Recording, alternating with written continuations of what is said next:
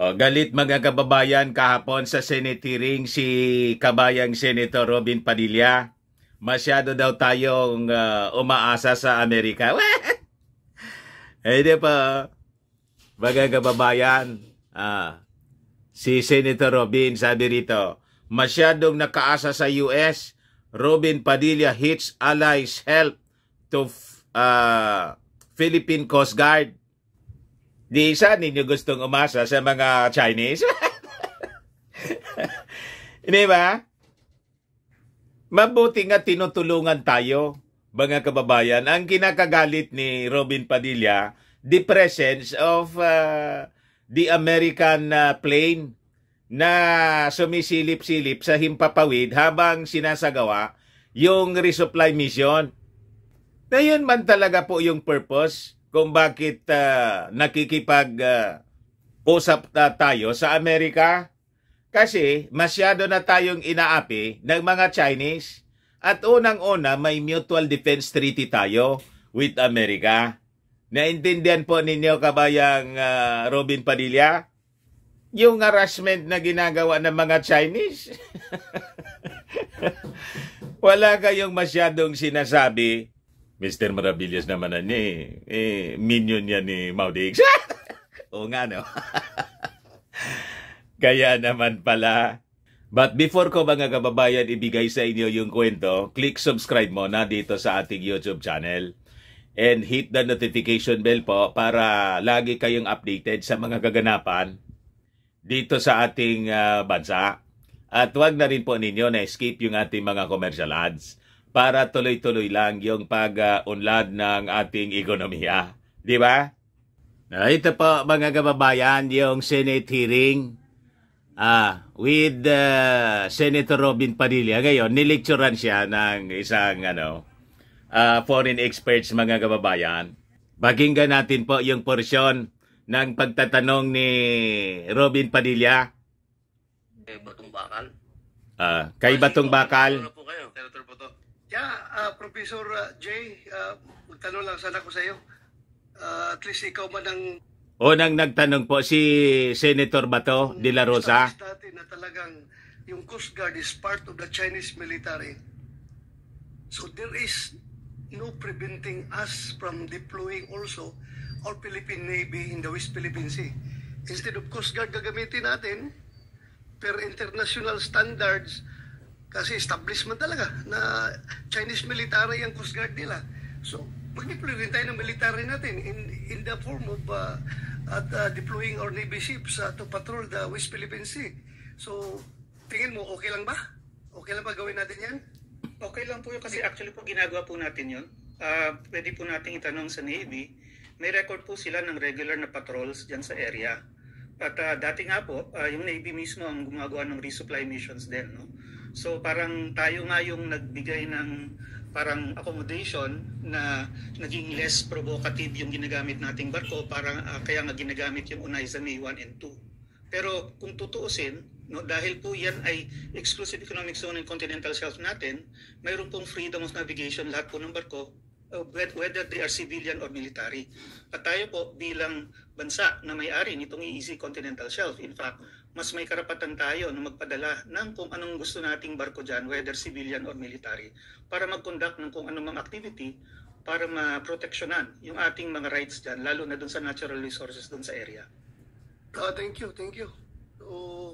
Salamat. Klaro natin yan. Thank you. Senator Robin. Professor Batong Bakal, sa inyo na rin po nang galing. Matagal na tayong paikot-ikot doon. Matagal na rin po tayong nagsusupply doon. Bakit po kaya tayo kailangan makarating na may Amerikano na doon? Kahit po sabihin ninyo na yan ay walang armas yan, US Navy po ang nakalagay doon. Sa palagay po ba nyo, hindi yun magiging dahilan para magpalipad din ang China naman ng kanilang Navy din? Hindi po ba kaya ganun yun? Ang sinasabi ko lang po dito, sa matagal na panahon, 6 na taon po tayo na wala namang ganitong kalaking escalation. Galit siya ng presence ng mga Amerikano. What? Isang ayon pa kayo, Professor, na may third party na rito. 6 na taon na wala naman tayo. Cat and mouse lang naman tayo dyan. Ngayon, meron ng, sinasabi niyo po ba na pagka ito ay nag-escalate, Palibasa po, papayag kayo? minion ni At Maudigs. ano ba escalation nito? Well, una po, no, yung sinasabi po nating escalation, in the first place po, nauna pong mag-escalate ang China dyan nung tinayo po nila yung 3 military bases dyan sa loob ng Spratlys. Ayun, sinupla siya. At Fiery Cross Reef. Mayroon pong 2 reconnaissance aircraft ang China na kamukha... Nilecturan po ni Batong Bakal, si Senator Robin. Sa Fiery Cross, kung hindi ako nagkakamali. At manamataan na rin sila dun sa ibang bases nila. Nauna, yung mga Chinese. Fast attack missile boats na nakastation sa Mischief Reef, yan po yung pinakamalapit sa atin, na umaaligid din dyan.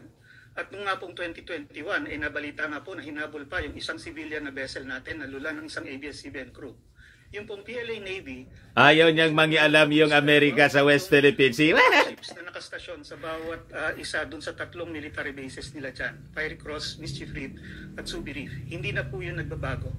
So, kumbaga, dihado na talaga tayo dahil dinagdagan na po ng China yon even before dumating po itong mga Amerikano itong taon na ito. Professor, lahat po ng binanggit nyo, nakita ko po lahat doon. Ako po kasi ay galing doon. Pati po yung mga base na sinasabi niyo, nakita ko din po. Ang sinasabi ko po dito, sa loob po ng 6 na taon, hindi naman tayo nagkaroon ng ganitong escalation. Ang sinasabi ko pong maliwanag, bakit po tayo pumapayag ngayon na ganito na nag-escalate, meron ng Amerikano. Yun lang naman po, simple lang naman ko. Na-handle naman natin to ng 6 na taon na tayo-tayo lang. Na-handle ko nga yan. Na-handle daw nila. Bangka. Yun lang. Yun naman po. Hindi naman po siguro mahirap intindihin ano, na hindi natin Na-handle kaya ni Maudigs, na lumala nga po. Hindi natin kaya na tayo umasa sa Amerikano. Dito sa usapin nito, sabihin natin na ang kanilang Coast Guard ay hindi civilian at yung atin ay civilian. Ang tanong na malaki dyan, handa ba tayong mga Pilipino dito? At ito ba hindi ito parang wag-gatug lang? Na dito natin dinadala yung gulo? Ang gulo ng China at ng Amerikano sa Taiwan Bakit napunta na dito sa atin? So that's the narrative, mga kababayan ng Chinese. Ito tayo ngayon. Nilalagay natin yung sarili natin, Prof. Hindi po kaya tayo nawawagdatog lang. Propaganda ng China, mga kababayan. Ang linya ni Robin. China, napaalisin tayo, patalsikin tayo mula dyan sa iyong insol. Kung inyong mapansin, nagsimula yan ilang taon nang nakaraan. Noong 2014 nga po, yung first time na na-blockade nila yung ating resupply vessel at hindi nakarating sa Ayungin Shoal. That was March 2014. It was only the month later na napasukan natin, napilitan tayo mag-airdrop ng supplies dahil doon. So sa akin po kasi, yung escalation po na nababanggit nyo, hindi po yan ngayon lang nangyari at hindi po yan dahil sa Amerikano, kundi dahil sa mga Chinese nga. Yun, tama. Increase yung pressure para patalsikin tayo. Nag-escalate po yung China, hindi yung Amerika. Ibig niyo pong sabihin, Professor, pumapayag kayo na may Amerikano dyan? Pumapayag po ako dahil sila po ay ating treaty. Ayun. Treaty ally in defense. Po, ang China po, hindi po nagre-responde. Treaty alayan yan natin. Sa tingin lang, Treaty ally po natin sila in defense. Hindi ba po? Yun po ang treaty natin. Defense. Defense nga po. Oh, Kaya nga po, tinatawagan sila para pag may operation tayo, na kung nangyayari, meron din tayong defense. Ayun. Malinaw po yun, di ba? Yung ating Mutual Defense Treaty. Opo. Hindi dapat tayo nagpo-provoke. Opo. At so far naman po, wala tayong ginagawa na provocative. Ayun. Binabaliktad ni Robin na tayo nagpo-provoke. Ang China ang nagpo-provoke po. Kaya natin. Bakit tayo may kano ngayon? Well, ngayon lang po siguro tayo ginamitan ng laser. Ngayon rin lang po tayo pinatindi ang mga dangerous maneuvers at pahala. So yun, mga kababayan. So hindi sang-ayon si Robin Padilla, mga kababayan, sa presence ng mga Amerikano. So ibig niyang sabihin, pabayaan lang yung mga Chinese. Mga kababayan na inaapi-api tayo, binubuli tayo, nililaser tayo, binobomba tayo ng water cannon. hayaan lang. Kita ninyo, mga kababayan? 21. Diyan po So, alam na this?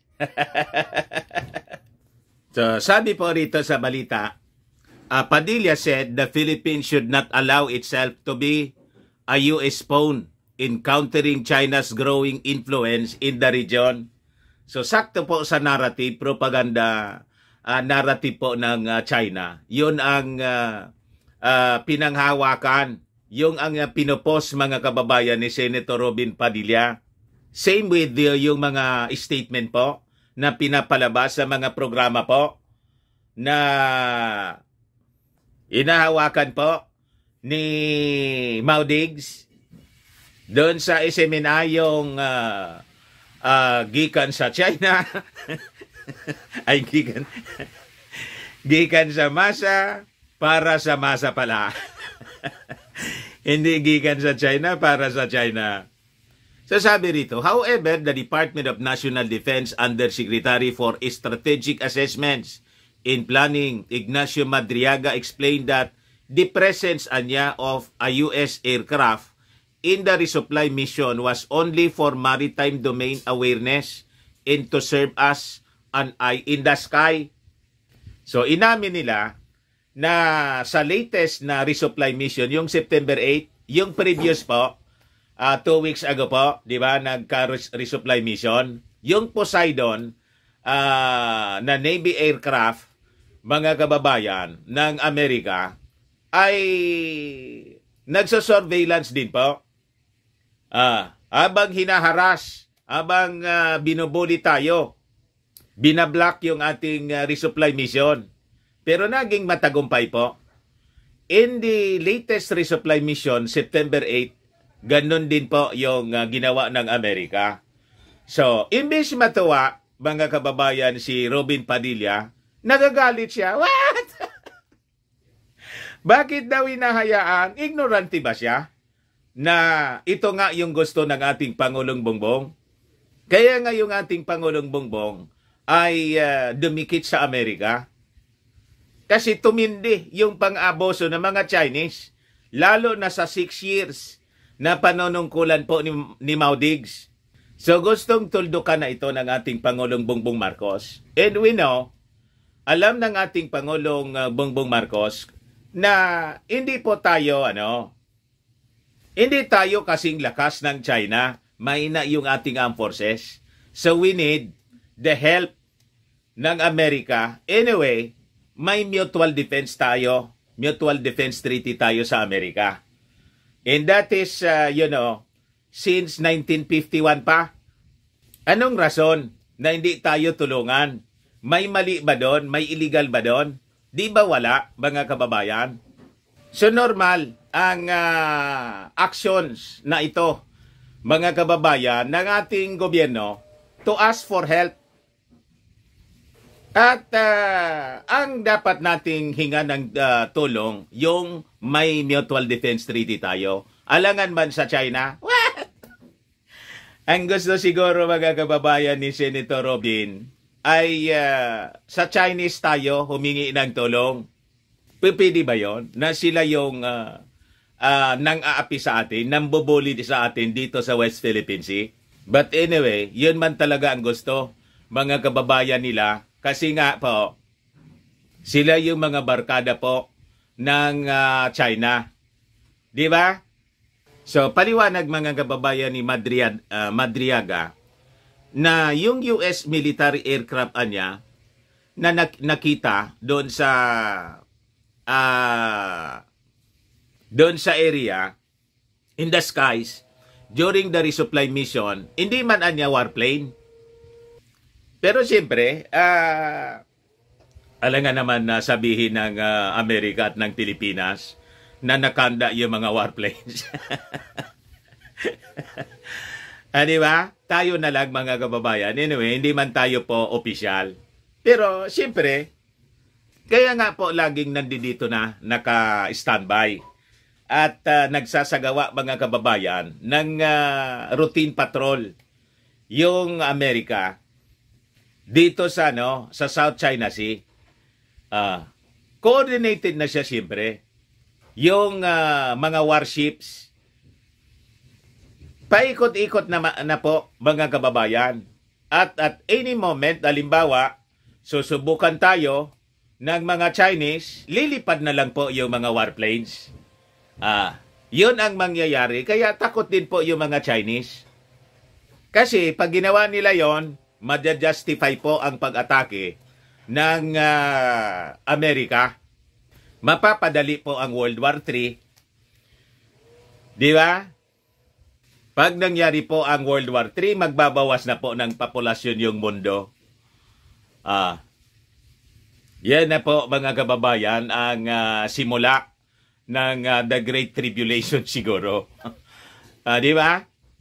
Kaya sabi po ni maritime expert J. Batumbakal, dapat na niya maintindihan po ninyo, Senator Padilla, that the Philippines can seek support from the US as its long-standing defense ally.